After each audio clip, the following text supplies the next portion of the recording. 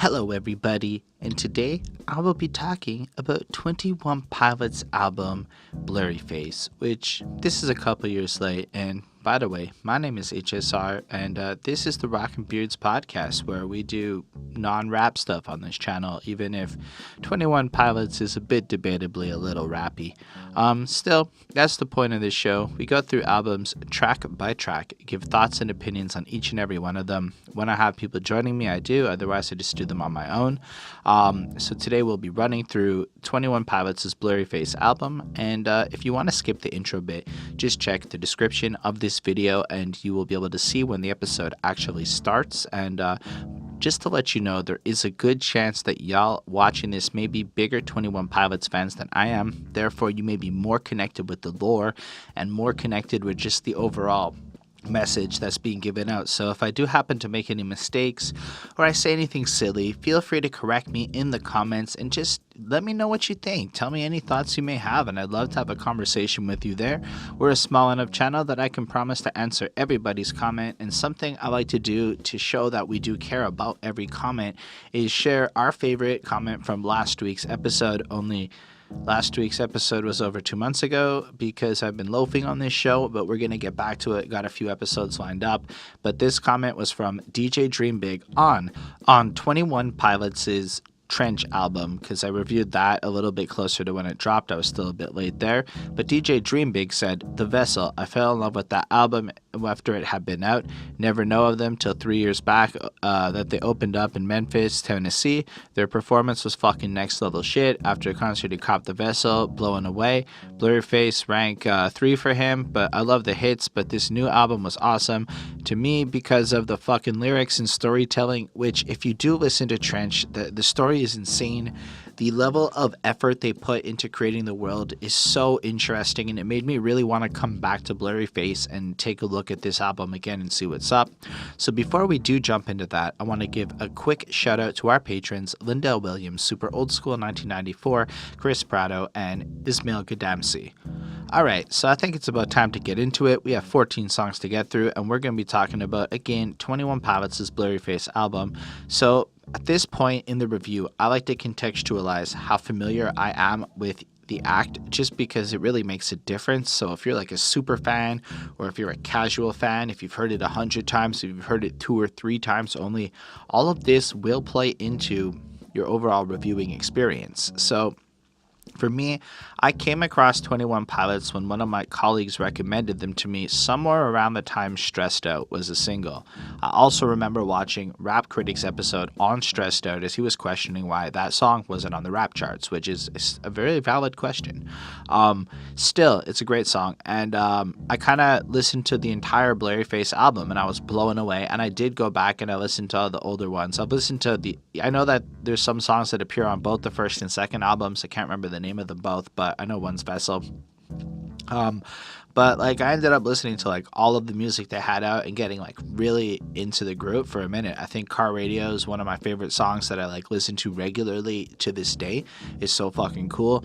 Stressed Out is next level, and there's just a bunch that like Guns for Hands is fucking like such an interesting concept. Anyway, that's not really the right album, but still, just to show that like I kind of got hooked on it, mostly because since Linkin Park, I hadn't really found an act that I found was able to blend rapping and rock music and other styles that didn't end up kind of coming off like a Linkin Park clone.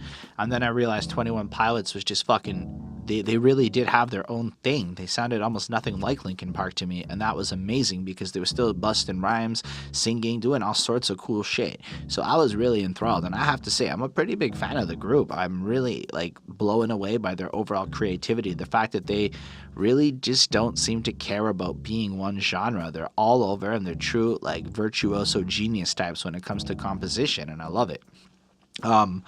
Anyway, so when it came to this album, I have listened to it quite a few times, but I've never analyzed it, and I never really thought about it, and I didn't realize that like Blurryface was an actual thing. And you know, I didn't care about the lore back then. I just kind of bumped the songs that I really liked. There was about 5 or 6 that I really liked, and then you know, time went on and I listened to them less and less. Heathens came out. It's an okay song. I mean, it's for the movie. I'm happy they got that opportunity. And then Trench blew me away, and I really went back and kind of revisited and wanted to review both these albums. So here we are, finally getting to this one. When it comes to the album cover, if I'm not mistaken, each of the circles represent something. I know I should know this, but I like the fact that, like, they go deep into creating this kind of mythology and lore where it is something like each of these circles actually represent something. And if somebody wants to be dope in the comments and break down the lore of what each of the circles represents in terms of characterizing Blurryface or whatever, feel free to do so. I'm super sorry for album covers are not my favorite. Chris is usually the dude who does that. Chris is not here, so I'm left with this one. I'm so sorry for copping out there, but still, I love the idea of the Blurryface title. Coming into it, you have no idea what's going on, but then looking at it, knowing that this story is the battle against Blurryface, you know, the manifestation of anxiety or whatever, it's really cool. And it's almost like fingerprints and shit. And I don't know, I really like the cover. I really think it's distinct, it stands out, and it means something. It makes you want to listen and hear what the fuck's going on. Like, it does such a good job. So did the Grandfathers. That was another good cover. Anyway, I don't want to waste your time. Why don't we talk about Heavy Dirty Soul? You got one time to figure it out, one time to twist and one time to shout, one time to think and say, holy shit. It's just, it hits you right away and you realize something's going to be different here because it doesn't really sound like anything. It's just kind of got a lot of rhythms going on, a lot of drums and a lot of different instruments being used. I'm really bad at describing instruments, but the overall composition is, you can tell that this isn't going to be like one genre. It's not going to be like radio music. It's just going to be like this fucking crazy experience.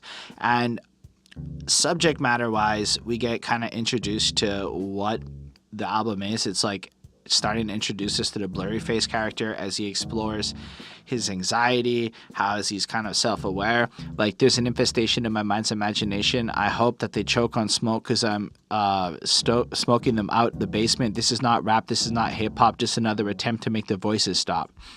So it's like right away you get the idea that here he is just venting out emotion, trying to pump out some shit, and whereas it might come off, he is rapping, this isn't rap, this isn't hip-hop, it's just him trying to escape some shit that's going on inside of his mind. Rapping to prove nothing, just writing to say something, because I wasn't the only one who wasn't rushing to saying nothing. That doesn't mean I lost my dream, it's just right now I got a really crazy mind to clean. And it's just like, again, you get the sense that he's frantically pouring his heart and soul out, not because he's trying to get anything out of the situation, but because this is the only, it's like, you know, when you hear people be like, I have to take a shower, I feel so dirty. It's almost like in his case, he has to write a song because he's so fucking crazy in his mind. I don't mean it disrespectfully, maybe that's not the right word, but like his mind feels so fucked up. And I say that relatably because why I love this album is I go through some shit in my mind a lot, and so hearing some shit like this and hearing people being open like that is pretty dope. Like, and then to follow it up with that, gangsters don't cry, therefore I'm Mr. Misty-eyed, therefore I'm, and I'm just like, okay, that's fucking cool. And then I clicked on the Genius annotation, and it turns out that this is from Just Ice's Gangsters Don't Cry. He took the idea from that, which turns out to be this ridiculously fucking next level hip hop song that I never heard before. And I would highly recommend you check that shit out. So that's Just Ice's Gangsters Don't Cry. So the fact that he's listening to this ridiculously dope hip hop I've never heard, and then he comes out with this concept, gangsters don't cry, therefore I'm Mr. Misty-eyed, therefore I'm, and then he flows into the chorus. So he's not allowed to cry because, you know, gangsters hide their emotions. He's not allowed to show some shit, even though maybe some peak of it's coming through with his being Mr. Misty-eyed. That's what I'm interpreting. And then it flows into that beautiful chorus, can you save my heavy dirty soul? He's just looking to escape. He's just looking to get away. And it's just so fucking beautifully done. Then he flows into a second verse where, you know, he's kind of maybe noticing other people, you know. If I didn't know better, I guess you're all already dead. Mind the zombies walking around with a limp and a hunch, saying stuff like you only live once. That was a pretty awful time of life when everybody was YOLOing. It was always a weird idea. If you only live once, grind, because you only have one life to live. Don't waste it through stupidities. Anyway, you've got time to figure it out, one time to twist and one time to show, etc. Sing it with me if you know what I'm talking about. So it's almost like he's kind of, at the same time as he's projecting his desire to escape the broken fake shit of society, he wants you to know that you can join him on this fucking journey and that you're not alone. And then, I don't know, it just culminates into this beautiful fucking death inspires me like a dog inspires a rabbit. Death inspires me too. It's such a fascinating concept. It's something we're not allowed to talk about. Like I know it's some crazy shit, but sometimes you might wake up and wonder if like death is a better alternative, or what happens when you die, or the fact that we all die. And it's not like we're really allowed to talk about it, because then you're a fucking depressing weirdo. And so I appreciate the fact that he does, in light of the fact that he might be perceived a certain way. I think this song is absolutely brilliant. I think it's very fun to listen to, and it just pushes so many boundaries in terms of modern music. Like 4.5 on 5, really, really, really dig it. It's not one of my absolute favorites, but it's pretty fucking close. So why don't we move on to one of my absolute favorites and talk about Stressed Out. My name's Blurryface and So if anything, like the first song, we get an introduction to Tyler's ideas of like his stress and how he feels and how he's trying to like battle it out and escape his anxieties and shit. And then in Stressed Out, we really get introduced to Blurryface. I mean, almost directly with that, my name's Blurryface and I care what you think. And it's such an interesting idea, right? Everybody's always talking about how little they care, but here's Blurryface and he cares what you think. He's gonna focus in and make you care, and he's gonna like bring up the worst.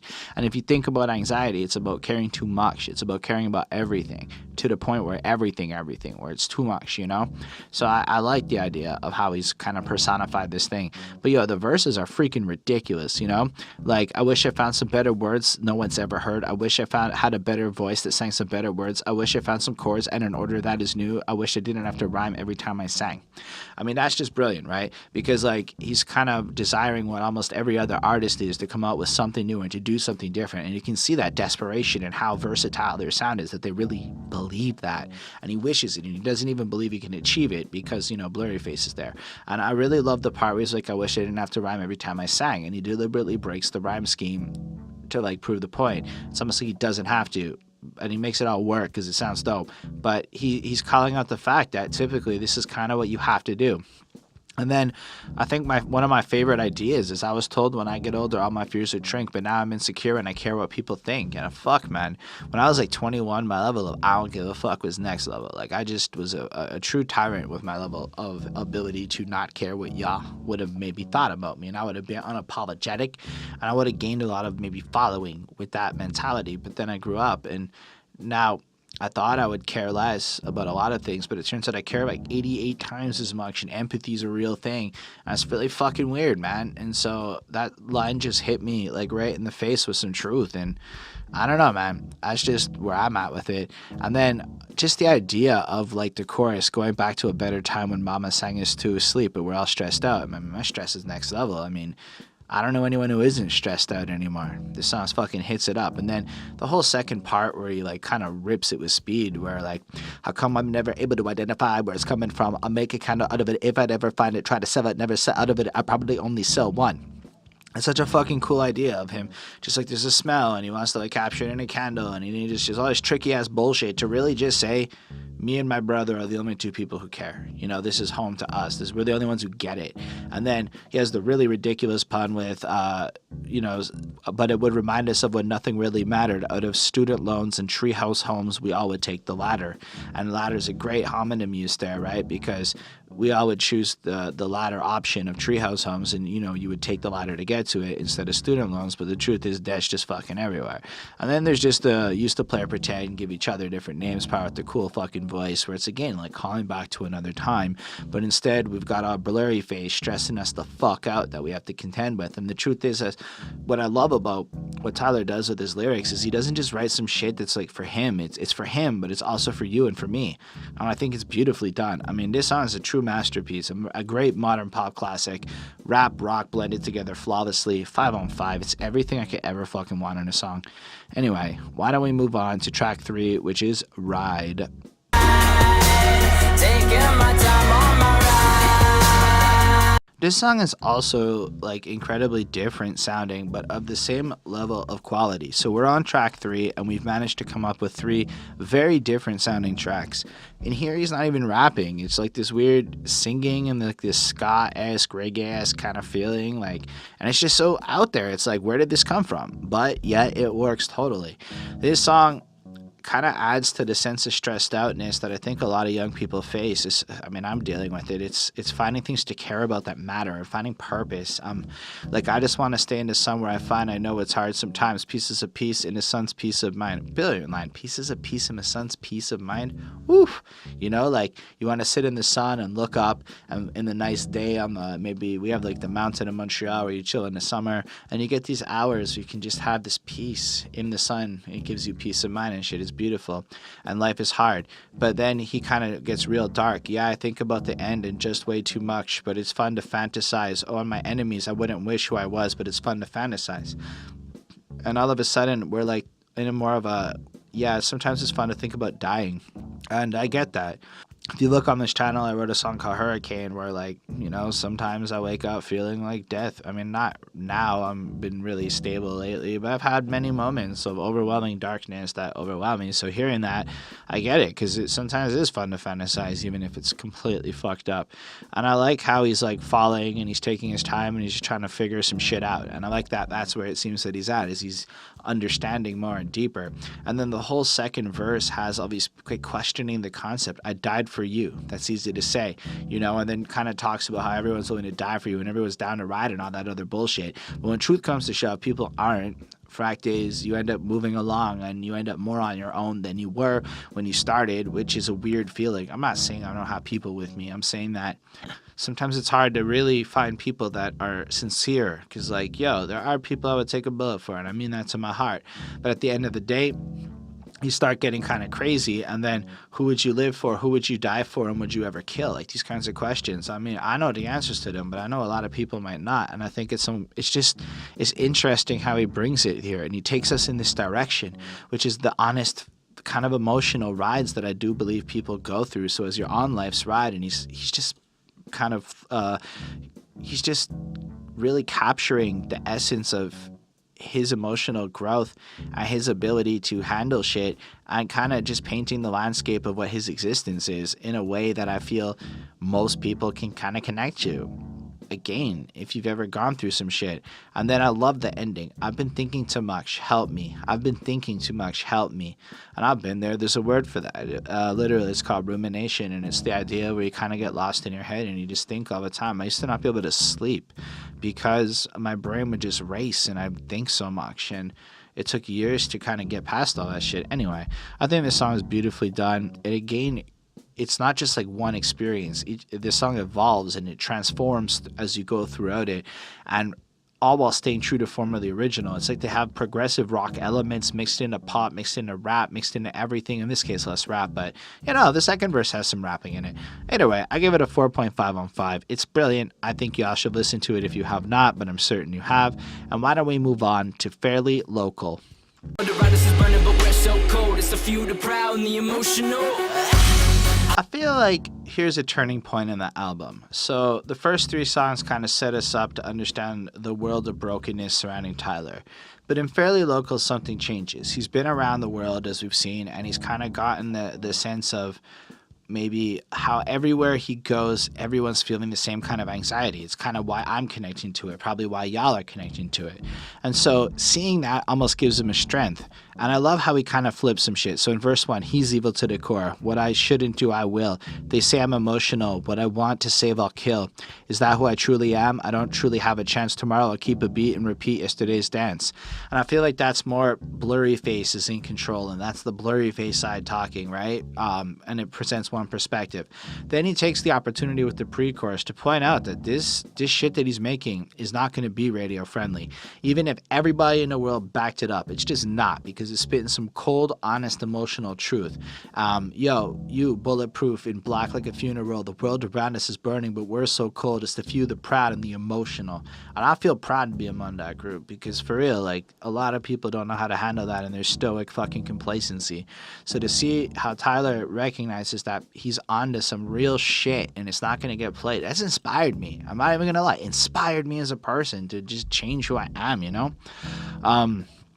In the second verse, he just flips it. I'm not evil to the core. What I shouldn't do, I will fight. I know I'm emotional. What I want to save, I will try. And it's just like the opposite. It's like now Tyler's battling back against Blurryface. He's recognized that this evil is unified and together we can achieve some shit. Or at least within himself, he's taking on that challenge. And just to have that opposites is what it would feel like. You would feel you're a dark and evil person, but then recognize you're not and you can change and you can be a fucking better person. And I love that entire core and premise.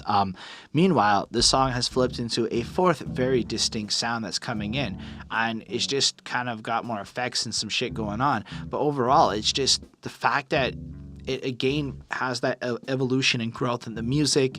It just feels grandiose, almost bigger. All these songs feel bigger than just like one song. Like it really is this epic fight between Tyler and Blurryface, and we really are at this culminating moment of Tyler gaining the strength in the very beginnings to come back in and fight back. I think this song is really amazing and is just as consistently dope as the rest of what we've heard so far, so it gets another 4.5 on 5. The next one on this project though is Tearing My Heart. I'm on fire, she's the tear in my heart. So this one is kind of like to his wife, is what I understand. She's the tear in my heart, I'm alive. She's the tear in my heart, I'm on fire. Whatever. She handles him and gives him strength and picks him up. It's a little softer. It's a little more pop in my opinion. A little more like clappy, constant. It's sung in like a really cheesy, cute way. Like it's cute, okay? It's really nice. But what I really like about this is the bridge where he's like, you fell asleep in my car, I drove the whole time, but that's okay, I'll just avoid the holes so you sleep fine. I'm driving, here I sit, cursing my government for not using my taxes to fill holes with more cement. And I'm like, you know, that's the most regular shit ever. Let me be real with y'all. I cycle to work in the summer and I complain that the government doesn't use my taxes to fill holes with more cement. And then they do, and they tear up the ground, and it takes 1.5 years to fill the hole with cement. Anyway, Montreal's fucked up like that.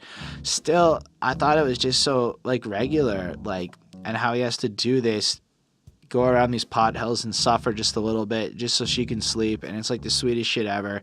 Anyway, I thought it was a cute song, but, like, honestly, I'm not that into the love song world. It is probably one of my least favorite songs on this project, just in light of what it is. But I get why y'all like it. I recognize how cute and nice and whatever it is. That's just not as much for me. So I give it a 4.2.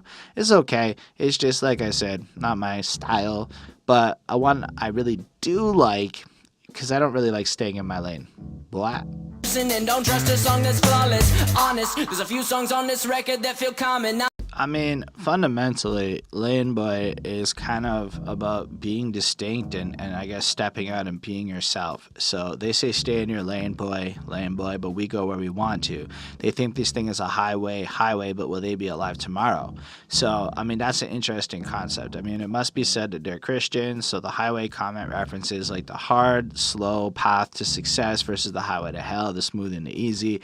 So everyone's kind of saying, yo, do what's gonna work, follow this thing, give up your integrity, and they're like, nah, we're gonna do our own thing and ensure our souls have their integrity, etc. And the idea is that they are not going to stay in their lane. And I love that premise because I try to live my life like that. I mean, y'all may notice I'm a little bit weird compared to most of the other YouTubey dudes. Maybe not. I hope I'm a little weird. That's what I'm going for. But still, I just try to keep it real. I try to be myself. And that's not the easiest thing to do in a world where everyone wants you to conform. I mean, I'm a little scruffier than I'm supposed to be, etc. But I love the way it starts with, if it was our way, we'd have a tempo change every other time change. So basically, every like 4/4 to 4/3 and just flipping it up nonstop, ensuring that it would almost be confusion because they can't focus and they just keep changing their minds about what they want, and they want to reflect that chaos through the music and just be able to do exactly what they want, you know? But it's just such an interesting idea how they can take the actual act of songwriting and bring it into their song to reflect their point. I love when he goes, I wasn't raised in the hood, but I know a thing or two about pain and darkness. If it wasn't for this music, I don't know how I would have fought this. Regardless, all these songs I'm hearing are so heartless. I relate to that. I mean, I was not really in the worst of circumstances, but I've had a miserable childhood and I did not grow up happy, and it has not been a simple life for me. So hearing that shit is really cool. But then he says one of the most beautiful things I think I've ever heard a lyricist ever put to paper, and that's don't trust a perfect person and don't trust the song that's flawless, honest. And I'm just like, wow. Because that's truth, you know? One of the criticisms about the modern sound engineering is you no longer hear the accidental mistakes and shit that humanized the classic records of yesteryear. And that just has to do with the fact that we perfect everything. So instead of having that raw perfection, you get the humanity through error. So it's the difference between fucking editing your voice till it's not even anything. It's just flawless and it sounds like exactly what it's supposed to be like. And that's not what they're going for. And it's just so amazing that they can put this idea down like that. And I just, and if you really think about how automation is changing it, there's a Montreal company, Lander, and they let you master MP3s using AI for free. If you really think about it, that's perfection in terms of having machine learning. So it will really be humans with their errors that stand out and become the true beauty of the future. I don't know. It's so interesting. I like how he's like, my creativity's only free when I'm playing shows. And I love the idea of that. Like, he's just happy to let himself be free out there, and that all this idea of making singles and like kind of commercially producing your sound stifles your real creativity. And if you want the experience, you have to go and get it in person, and it has to be the imperfect part, not the perfection, you know? I mean, it's beautiful how pure they want to be. The second verse, it's kind of like follows through. I like when he's like, forget sanity, forget salary, forget vanity, my morality. If you get in between someone I love and me, you're going to feel the hard heat of my cavalry, which reminds me a lot of Bone Thugs. But in general, it's again that purity that they want to like be something that lasts, that means something, that's more than just regular. And I think it really shows in this project. This song is one of my favorites on this album. Just everything from a philosophical to the excellent delivery to the dope ass lyrics to the fucking dope ass beat that's more on the hip hop side in my opinion. I give this a 5 on 5. I absolutely love this song. I highly recommend you hear it if you have not. But why don't we move on to The Judge? Set me free. You're the judge. So yeah, having grown up like in a Christian household, I can kind of understand what he's doing with this song, which almost feels like a prayer in my opinion. He's asking God to like free him and to free his spirit. Like in theory, you're supposed to be able to talk to God and project, you know, ask him for the strength to defeat the demons. Another way of looking at Blurryface would be the devil and the temptations put before you in the darkness. So just look at that hook. You're the judge. Oh no, set me free. I know my soul's freezing, hell hot's for a good reason, so please take me. Nah, nah, nah, nah, oh. And he just kind of lets himself be free and let God take him away. And it's so beautiful, right? Like, he praying, he pours it out, and then he just lets his spirit go. And you just feel that with the na-na-nas, and it just has like that carrying. And I think that with the ukulele and the softer kind of upbeat shit at like the midpoint of his album, you know, it's like he's got the mission purpose, he's got his woman standing by him, he's got like an understanding of his mission sense, and now that he's ready, he's asking God to make sure he can stay pure and to have something. And I just think that's such an incredible idea, something you really don't see. It's not like that fake ass, you know, shit that you might hear in a song where people throw God in. No, this is just this honest, like honesty. Like, I don't know if this song is a surrender or a revel. I don't know if this one is about me or the devil. You don't get shit like that a lot, where he's recognizing the vanity of misaction. He's recognizing that maybe this is actually what it seems at face value, him praying to defeat the devil, or maybe he is the devil, you know, or maybe he is the source of it all. And it's just such a crazy thing. The verses are kind of softer, and I don't know, it's definitely not one of my favorites in terms of the verses. But the overall spirit of this track, the beautiful musicking, the overall tone of what he's thinking, and just watching him again address his feelings of doubt, his feelings of insecurity, and almost pour it out to God like you're supposed to, like how the Bible describes what a prayer is supposed to be. It's such a fascinating thing how he would use his song like that and do it in such a subtle way that it would be able to be put out there without being blatant and in your face about it. Maybe I'm just reading too much into it. Either way, I just really, really fucking enjoy it. I don't know. I gave it a 4.5 on 5. I think it's a beautiful song that you can really kind of lose yourself in a bit. And it sounds so different than everything else on the project. I know when I was younger and I first heard it, I did not enjoy this one as much. But as I've been listening to it now, I feel like its placement in the album is brilliant because it starts to, again, change the tone. It's so uplifting and shit. And when you consider what comes next in the next few songs, it's very important to have that kind of almost serenity in your battle. It really almost documents the spiritual journey that he's gone on. And this is like one of the higher points where after having the darkness of the world coming at you, you can turn to God and find that strength, which is just great because the next one's fucking doubt.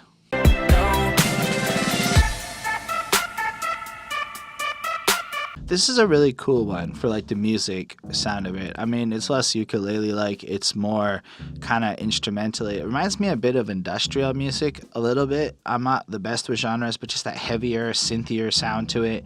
And thematically, it's the perfect counterpart to The Judge, right? So The Judge is all about being free and uplifting, and this is the counterpart. This is the devil sneaking back in and kind of attacking with the doubt. So here, he's like scared of my own image, scared of my own immaturity, scared of my own ceiling, scared I'll die of uncertainty. Fear might be the death of me. Fear leads to anxiety. Don't know what's inside of me, but don't forget about me. Even when I doubt you, I'm no good without you, right? So this would be like maybe to God or maybe to the people in his life. But it almost sounds like he's acknowledging that this is what Blurryface is doing to him. And when Blurryface is in control and the darkness is happening, he wants you to still remember his better side and his purity and to stick with him and shit, you know? I really love the part where he's like gnawing on the bishop's claw way up their system, repeating simple phrases. Someone wholly insisted, want the markings on my skin to mean something again. Hope you haven't left without me. Hope you haven't left without me, please.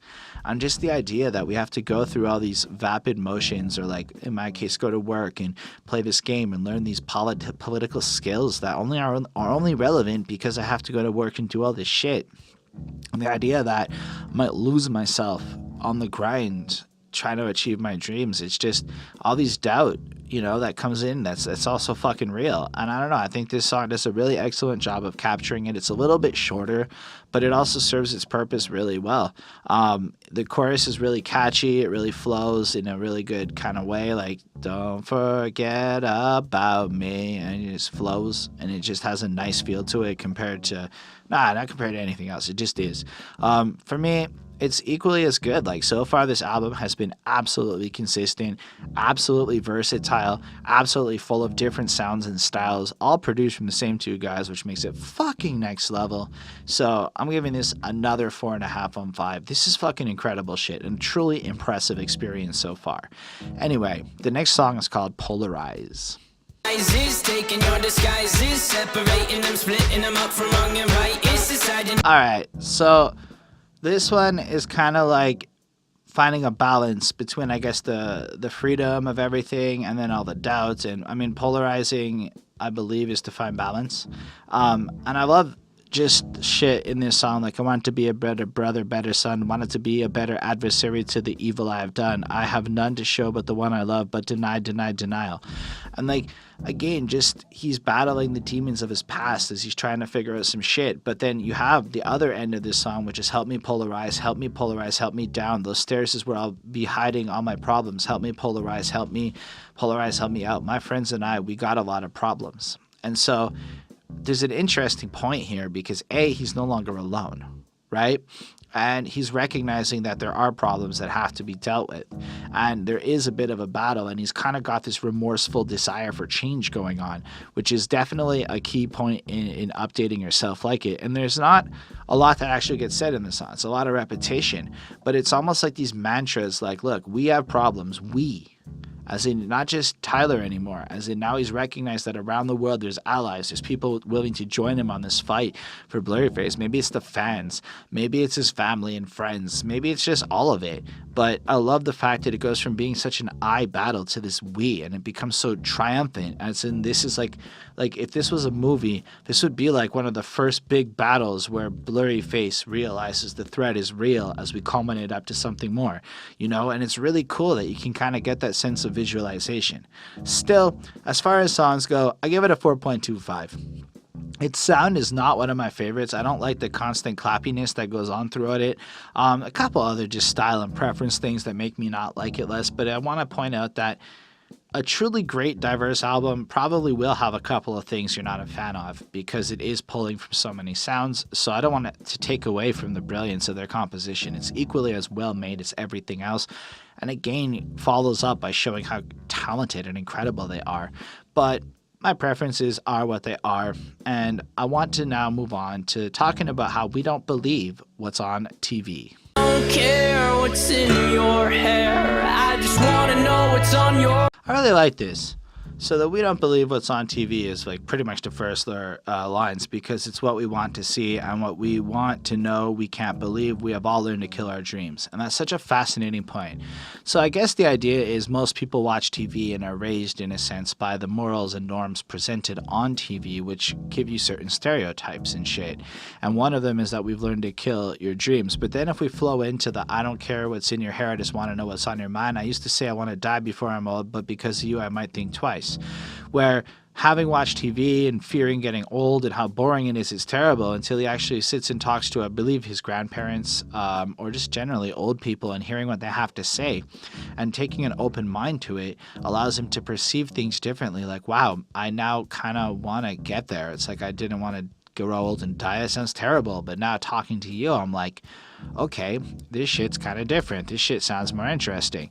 And even though verse 2 brings in a little more doubt, etc., he kind of points out, like, you know, what if my dreams don't happen? Would I just change what I've told my friends? Don't want to know who I would be when I wake up from a dreamer's sleep. And here it's like the tone is, you know what? I'd rather go out and like try and just be real and be honest and have the experiences than let the doubt that gets instilled by the media and by other people like keep him down. And then kind of doubles down with his chorus on just how like the wisdom of like older folk have kind of inspired him to want to truck on and like do something greater. And I just think it's cool. It's like to think different, to go out there and have your own experiences and figure it out yourself. It's truly wonderful. It has a bit more of that ukulele-ish kind of sound, I think. It might not be a ukulele, but it's kind of softer, but it's not quite like the other one was, The Judge. It's more upbeat, it's more poppy, it's nice. It's not 100% my favorite in terms of sound, but I really like it from the message, from the really makes me feel inspired and motivated point of view, and it really is enjoyable to listen to, and so I gave it a 4.35 on 5. Why don't we head into the final stretch of this album, and please, I hope I haven't fucked up the message, man. You don't know my brain the way you know my name. I really like the you don't know my brain the way you know my name, you don't know my heart the way you know my face. I think those are really powerful ideas about judging, and I think a lot of people do judge really quickly based off of stuff. So we know his name's Tyler, we know 21 Pilots. Hell, I'm doing this review and I have to really wonder if I'm messing with his message, you know? I don't really know him. I'm left to wonder and interpret for myself what these different messages are, but I have to be careful to like attack the person behind it or to discredit him or to even invalidate his message because I might not fully understand it. I think that's the point he's trying to make here, and I think it's truly interesting. I like the a loser hides behind a mask of my disguise, and who I am today is worse than other times. So he feels a certain way inside. Maybe he's presenting a different mask to everyone out there in regards to the person he has to be on stage or in reality, etc., and he feels maybe duplicitous in nature as he's still dealing with his battle. And I can see how some people might like listen to this and take negative tones out of arrogance or some bullshit. I don't know. Maybe that's what it's attacking, or maybe it's Christianity. I don't really know. This is definitely inspired from the fucking part of the New Testament that talks about being careful with the message. 100%. But I love the part where he's like, release me from the present. I'm obsessing all these questions. Why I'm in denial when that they tried this suicidal session. Please use discretion when you're messing with the message, man. These lyrics aren't for everyone. Only few will understand. And I guess that's kind of pointing out how it might take a certain type of person to break down and try to relate or feel the point of what he's trying to say across these projects, you know? And if you come and listen to it superficially or vainly, you might really miss it or misinterpret it and then talk shit. I don't know. I don't fully get what he's coming from with it, but I get the core of like not fucking up the message, but I don't know 100% what inspired him to feel like this. And then there's that really amazing bridge where he kind of goes into like a talk rappy thing, like hope you're dead because you know how you sleep at a time like this. People, they rhyme like this. Oh, we're all impressed by this. They rip it, flip it, but these are just triplets. Wrote this in 3 minutes, 3 words to wood line. It's just poetry divided. I'm that kind of guy who takes every moment he knows he's confided in, etc. But I like how, again, he's bringing songwriting into his song, how he's describing his lyrical things that he's doing as he's putting it out. This is just what I do. And then points out how this is his vessel, and then how other people are kind of vapid and pointless with the message that they're putting out, and he is not going to be like that. Together we're losers. Remember the future. Remember the morning is when the night is dead. Like, it's such an interesting way that he puts it, but I think it's kind of questioning that is like the status quo of how people perceive them, you know? And I might have misinterpreted that last bit. I'm sorry about that. Either way, I gave this a 4.5 on 5. I really enjoy this song. I think it's right back up to where we're supposed to be on this album, at least for my preference. And overall, just from the just the overall chants, there's so much going on in this song. It's 4 minutes of pure brilliance. And then, yeah, we go on to Hometown.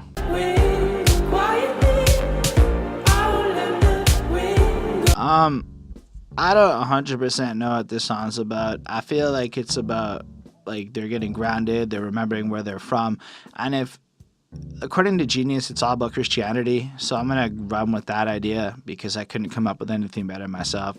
So a shadow tilts its head at me, spirits in the dark are waiting, I will let the wind go quietly, I will let the wind go quietly. It's kind of simple, you know, it's very upbeat, very powerful, because he has the temptation. He sees Blurryface, but now there's some kind of a strength, I guess, to let it move, to not give in to that temptation.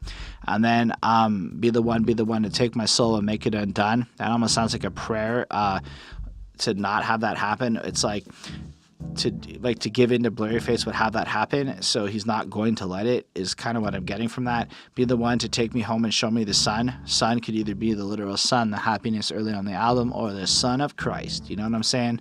I know you can bring the fire, I can bring the bones. I know you make the fire, my bones will make it grow. That sounds super fucking like God kind of creating life in him again in spirit and letting it out. And then I really love the where we're from, there's no sun, our hometown's in the dark. I love how it sounds. I think it's really fucking great. Overall, this song has a super triumphant feel. It's almost like they've been battling out there. They've been taking on the world. They've been trying to curve out their message. Blurryface is cast out the whole way through. Big ups. They found some old people that have kind of inspired them. They realized the purity of the message, and now they're coming back to God and finding their like faith again, getting re-inspired, ready to go in for the final countdown of the battle or whatever.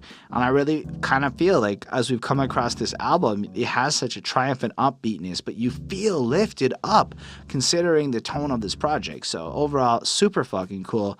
I gave it another 4.5. It's got a great build up in it. It's musically interesting. It doesn't sound like anything else, and it really just makes you feel almost happy to listen to, which is such a different tone than some of the other ones, which were really heavy. Anyway, next one is Not Today.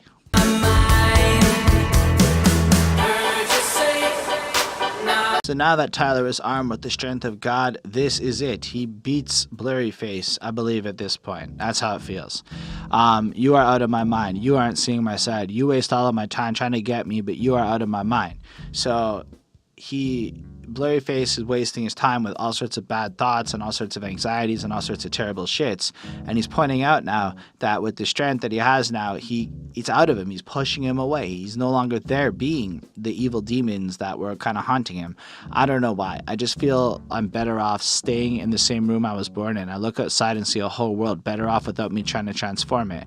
And so it's almost like he's recognized his place, and he's, instead of trying to reinvent the wheel, he's found his spirit again in his soul, and he recognizes the limits of what he's trying to do, and he feels like a person again. Instead of maybe, I don't know, it's like he's found balance, which is so amazing. And then I really like how in the second verse he points out how dark the song kind of is, considering it's still a battle with his anxiety, even though everything's still kind of happy and upbeat. And I like the heard you say not today, tore the curtains down, windows open, now make it sound like a game, like it's a battle. It's like some struggles going on, but at the end of the day, he's just not giving into it, and he's just not letting it beat him. And it gets kind of chanty, almost churchy, and it's built up at the end of the song. Claps are thrown in. Everything's just so triumphant. The energy of this song still is, I guess, a little too churchy for my vibe, is my overall feeling. So I give it a 4.25. But overall, it is really well done. It is really, like, it really follows up Hometown well. And as far as the story of Blurryface, it's like we're really seeing how Tyler is finally beating the demons, which means you, whoever your listener is, can go through this kind of journey yourself and again defeat your own demons. And I think from that point on, it's amazing. And it culminates into the final song, Goner, perfectly. Of you is close to me. This is a beautiful song. It starts off so sparse and crackly and broken and just culminates and builds up into this grandiose explosion as we get to the end of this project where it's done. I'm a goner, somebody catch my breath. I'm a goner, somebody catch my breath. I want to be known by you, I'm a goner. And this kind of feels like it's the last battle where Blurryface is trying really hard and he's screaming out and he's like, yeah, this is what I'm doing. And then you have this chorus, though I'm weak and beaten down, I'll slip into the sound. A ghost of you is close inside, I'm inside out, you're underneath. And it's like, as much as he's broken and beaten up, Blurryface is down, you know? I've got two faces. Blurry's the one I'm not. I've got two faces. Blurry's the one I'm not. And then he needs your help to take him out. And that's just beautiful, where it's like, I'm currently beating down Blurryface, but I'm not going to win this alone.